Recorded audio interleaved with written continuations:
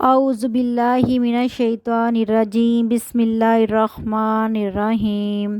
السلام علیکم میری عزیز بہن اور بھائیوں، اللہ تعالیٰ آپ سب کے لیے آسانیاں پیدا کرے۔ آج میں اپنی مسلمان بہنوں اور بھائیوں کی خدمت میں جو ٹاپک لے کر آئی ہوں وہ جمعۃ المبارک ہے۔ میری عزیز بہنوں، دین اسلام میں جمعۃ المبارک کو ایک خاص عظمت، اہمیت اور فضیلت حاصل ہے۔ جمعے کا دن انتہائی عظیم الشان، پیر سعادت، مقدس اور بابرکت دن ہے۔ حضور نبی کریم صلی اللہ علیہ وسلم نے جمعے کے دن کو عید کا دن اور تمام دنوں کا سردار قرار دیا ہے۔ جمعۃ المبارک وہ مقدس دن ہے جسے تمام ایام پر فضیلت بخشی گئی۔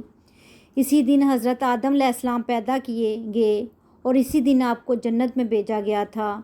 اسی دن آپ جنت سے باہر تشریف لائے۔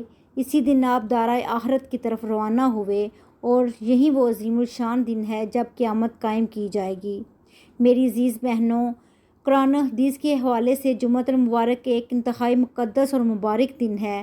اس کی عظمت، فضیلت، شان اور مرتبے کا اندازہ ہم صرف اس بات سے لگا سکتے ہیں کہ قرآن پاک میں اس کے نام سے ایک مستقل سورۃ جمعہ موجود ہے جو اس مقدس دن کے احترام کا ثبوت ہے۔ حضرت ابو درداء رضی اللہ تعالیٰ عنہ بیان کرتے ہیں کہ رسول پاک صلی اللہ علیہ وآلہ وسلم نے ارشاد فرمایا، جمعے کے دن مجھ پر کثرت سے درود پڑھا کرو۔ وہ یوم شہود ہے جس میں فرشتے حاضر ہوتے ہیں، اور جو شخص بھی مجھ پر درود پڑھتا ہے تو فارغ ہونے سے پہلے ہی اس کا درود مجھ پر پیش کیا جاتا ہے۔ حضرت ابو درداء نے عرض کیا، یا رسول اللہ صلی اللہ علیہ وسلم، کیا آپ صلی اللہ علیہ وسلم کی وفات کے بعد بھی پیش کیا جائے گا؟ آپ صلی اللہ علیہ وسلم نے ارشاد فرمایا، بے شک اللہ تعالیٰ نے زمین کے لیے انبیاء کرام کے جسموں کو کھانا حرام کر دیا ہے، پس اللہ کا ہر نبی زندہ ہوتا ہے اور اسے رزق بھی دیا جاتا ہے۔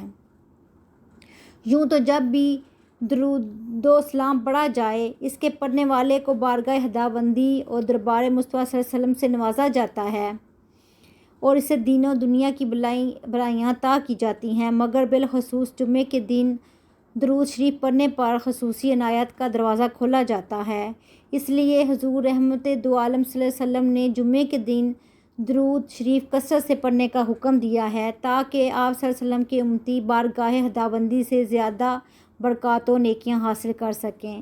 میری عزیز بہنوں، حضرت اوس بن اوس سے روایت ہے کہ رسول اکرم صلی اللہ علیہ وسلم نے ارشاد فرمایا، جو شخص جمعے کے دن غسل کر کے اول وقت میں آئے اور پیدل چل کر آئے، کسی گاڑی پر نہ آئے اور امام کے قریب بیٹھے اور غور سے خطبہ سنے اور اس دوران کوئی لغو، بیکار اور بیہودہ کام نہ کرے، تو اس کے لیے یہ